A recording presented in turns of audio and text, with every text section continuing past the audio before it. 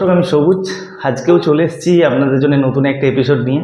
আজকে যে এপিসোডটা নিয়ে আলোচনা করবো একটা লেটেস্ট একটা আপডেট। আমি গতকাল রাত্রিবেলা এই 12:40-45 নাগাদ আমি একটা সোশ্যাল সাইটে একটা ভিডিও দেখলাম। ভাইরাল হয়ে গেছে ভিডিওটা, নিউজটা, এবং এটা নিয়ে অনেকেই ভিডিও বানিয়েছেন। ভিডিওটা মানে ব্যাপারটা পুরোটা একটা রাজনীতিক একটা ব্যাপার রয়েছে, পলিটিক্যাল একটা ব্যাপার। তো সেটা আমার আলোচনা করতে খুব একটা একটু অসুবিধেই আছে। আমি পলিটিক্যাল ব্যাপারটা নিয়ে খুব একটা বেশি ইন্টারেস্ট নই আর কি। কিন্তু যদিও যাকে নিয়ে বলছি তিনি একজন প্রতিভাবান অভিনেতা, টলিউডের অন্যতম একজন নায়ক বলা যেতে পারে। আমার পছন্দ, অবশ্যই তার কিছু সিনেমা ভালো লাগে। অমানুষ প্রেম আমার তার পারফরমেন্স দেখে সত্যিই ফিদা হয়ে গেছিলাম। আমি বুঝতেই পারছেন আমি সোহমের কথা বলছি, অবশ্যই মাস্টার বিট্টু সোহম। তো সোহমের বর্তমান দিনের কাজগুলো আমার সত্যি কথা বলতে কি একদমই ভালো লাগেনি, এবং ভালো লাগে না। রাজনীতির ময়দানে নেবে তার চেহারারও মেনটেন নেই কোনো, আর সেই ধরনের সিনেমাও কিন্তু সেই ধরনের আর বানাচ্ছে না। আগে যে ধরনের সিনেমাগুলো পাবলিকের মনে দাগ কেটেছিল সেই ধরনের সিনেমা এখন আর হয় না। সোহম তো সেই ধরনের সিনেমা আর কই তাকে বানাতে দেখি না আর কি। যাই হোক, সোশ্যাল সাইটে যে ভাইরালটা চলছে আর কি, উদুম কেলিয়ে দিয়েছে সোহম, একদম এটা নিয়েই চলছে। প্রচুর লোকজন ভিডিও বানাচ্ছে এটা নিয়ে। তো আমি দেখলাম চলো একটু আলোচনা করা যেতে পারে। কলকাতার নিউ টাউনের একটা রেস্তোরাঁর সামনে এই কেন্দ্র করে রেস্তোরাঁর সামনেই একটা ঝামেলাকে কেন্দ্র করেই এই সোশ্যাল সাইট আর কি পুরো ভাইরাল হয়ে গেছে এই ভিডিওটা আর কি। যতটুকুনি ক্লিপিং দেখে বুঝলাম যে একটা রেস্তোরাঁর ওপরে শুটিং হচ্ছে, এবং সেখানে মালিকের পারমিশন নিয়েই হচ্ছে। মালিক কোনো আপত্তি করেনি, এবং সেখানে একজন হিরো যদি আসে সেখানে শুটিং করে, তার তো প্রচুর লোকজন আসে এবং প্রচুর গাড়ি টাড়ি আসবে। সেখানে পার্কিং লটে অনেক গাড়ি থাকবে, সেটা তো স্বাভাবিক ব্যাপার আছে। কিন্তু হোটেলের যে মালিক, তারও তো কিছু গেস্ট আসতে পারে, তারও তো একটা একটা লিমিটেড একটা জায়গা আছে, হয়তো লিমিটেড পার্কিং আছে। এবং শুটিং টুটিং হওয়ার সময় প্রচুর গাড়ি এসে পার্কিং লটগুলো ফুল হয়ে গেছে। হোটেলের সামনেটা একটা যানজটের একটা ঝামেলার তো সৃষ্টি হবে এরকম একটা।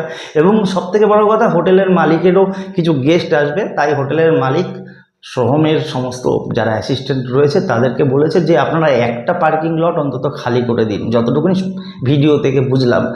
তো এটা নিয়েই তারা তাদের মধ্যে ওই সোহমের টিমের সাথে এই মালিক পক্ষর হোটেল মালিক পক্ষর একটা কন্ট্রোভার্সি চলছে, কথা কাটাকাটি চলছে। এই একটা পর্যায়ে, এমন একটা পর্যায়ে পৌঁছে যায় যেটা সেটা হাতাহাতিতে পরিণত হয় আর কি। এবং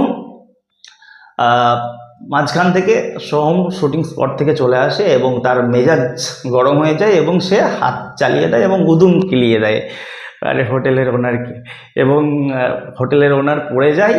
পড়ে গিয়ে সোহম শুধুমাত্র হাত দিয়ে মেরেই শান্ত হয়নি, কিন্তু সে রীতিমতো সিনেমার হিরোর মতো সে কিন্তু লাথি মাথিয়ে চালিয়ে দিয়েছে, যেটা দেখলাম ফুটেজে যেটা দেখাচ্ছে। এবং বারে বারে এই জিনিসগুলো দেখলাম, প্রত্যেকটা চ্যানেল, নিউজ চ্যানেলগুলো এগুলো দেখলাম একটা নিউজ করছে আর কি, এগুলো দেখাচ্ছে আর কি। তো পরবর্তীতে আবার সোহমের দিক থেকেও আবার দেখলাম ফিডব্যাক, দেখলাম যে আমি এরকম করতে চাইনি।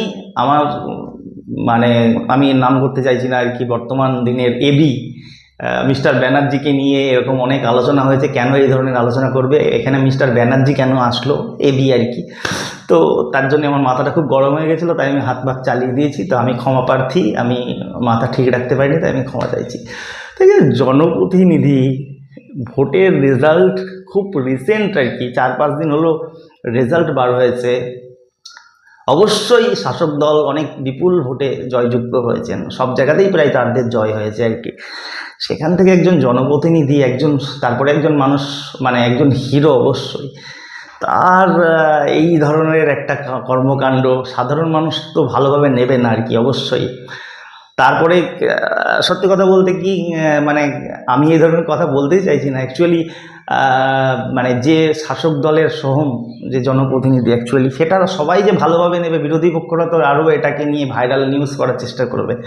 কিন্তু ব্যক্তিগত একজন অডিয়েন্স হিসেবে আমি একটা কথাই বলবো যে সত্যি কথা, যেটা হোটেলের মালিকের গায়ে হাত তোলার ব্যাপারটা, সেটা কোথাও খুবই বাড়াবাড়ি হয়ে গেছে। এবং সত্যি কথা বলতে কি, এটা দেখে তো সাধারণ পাবলিক এবং তাদের ফ্যান অন্যরকম ব্যাপারই হয়ে যাচ্ছে কোথাও যেন।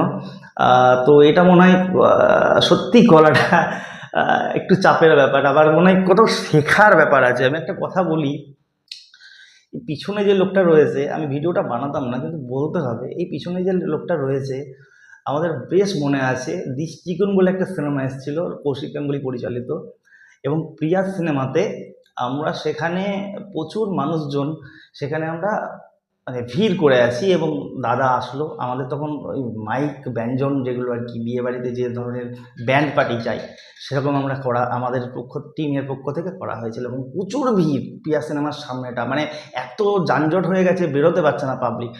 এবং আমি দেখেছি যে ফ্যান, কিন্তু ফ্যান নয়, বুম্বাদা তখন কিশোর কুমার জুনিয়রের জন্য কিন্তু প্রিপারেশান নিচ্ছে, মাথায় ব্যান্ড লাগানো রয়েছে, বড় বড় চুল।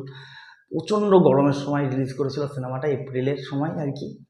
এবং সেখানে ফ্যানদের কথা বাদ দিচ্ছি, আমি ফ্যানদের কথা বলছি না, সাধারণ দর্শক বুম্বাদাকে দেখতে গিয়ে বুম্বাদার গেঞ্জি এরকম করে পুরো মানে ছিঁড়ে যাওয়ার অবস্থা এবং বুম্বাদার মানে আঁচড়ও লেগেছিল।